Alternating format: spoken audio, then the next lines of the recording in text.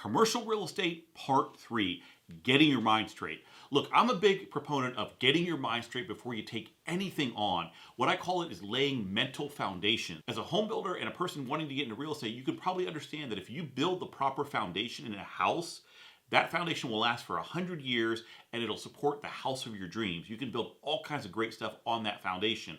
But if you build a bad foundation or you don't build a foundation, guess what? That house is going to fail in 6 days, 6 months, 6 years. At some point, it's going to fail. You want to start by building those strong mental foundations, because when you build those, then you can build the life of your dreams upon those foundations. First thing I'd recommend to do is go out and check out my 45-part series on getting your brain straight. It's all free right here on YouTube. If you want, you can get my book, Massive Action Equals Massive Results, where I also lay out a lot of these important mental foundations. Now, having said that, one of the most important things to understand when you're getting into commercial real estate, this is absolutely a business. If you're looking to do this as a hobby or a part-time job or something like that, it may not be the right thing for you. You can pick up a couple of properties and hold them over the long term and do it part-time, but in general, this is a business. You need to set it up properly. You need to have your team, which we're going to talk about in another video. You have to have your accounting systems, your bookkeeping. All this stuff has to be done proper so you can have the data you need to make the right decisions.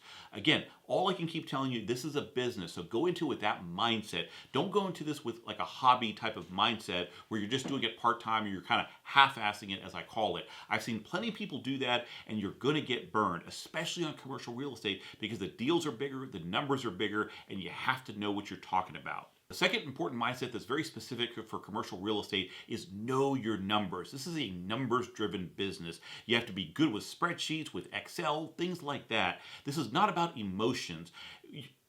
If you want to go out and buy a new car, a new dress, something like that, yeah, that's okay to be an emotional decision because it's something you're going to enjoy. It's something personal to you. But commercial real estate, there's nothing like that. This is purely a numbers-driven, non-emotional business.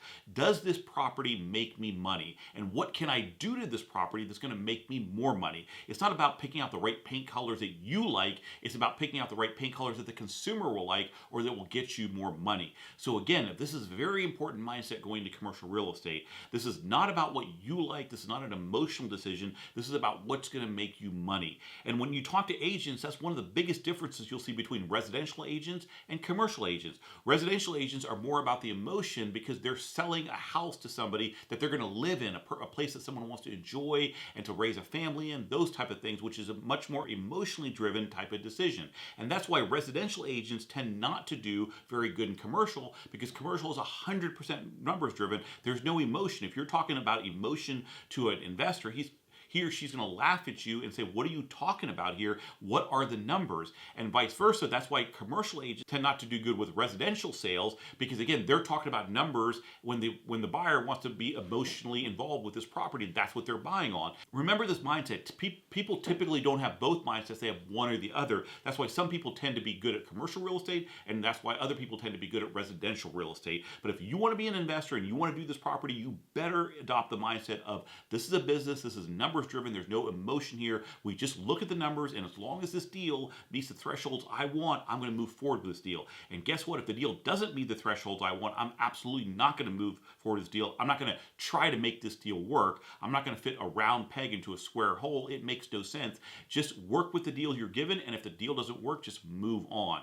So again, these are two very important mindsets. In the full course, we get a lot more into this so you can make sure you're set up properly for success. If you just jump right into this without understanding the important mindsets and the mental foundations behind it, you're going to have a high chance of failure. We want you to have a high chance of success.